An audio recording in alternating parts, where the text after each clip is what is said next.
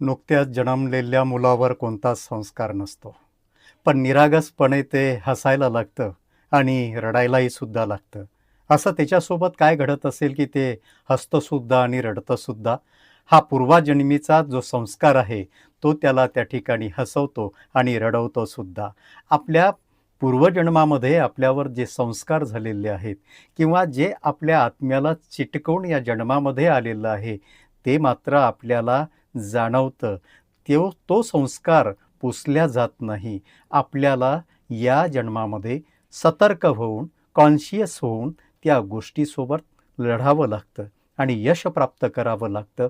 म्हणजेच आपल्यातलं चैतन्य जागृत करावं लागतं. जर कदाचित निगेटिव्ह गोष्टी जर सोबत आल्या असतील, तर पॉझिटिव्ह गोष्टीनं त्या त्या ठिकाणी नेस्तनाबूत करताही येऊ शकतात.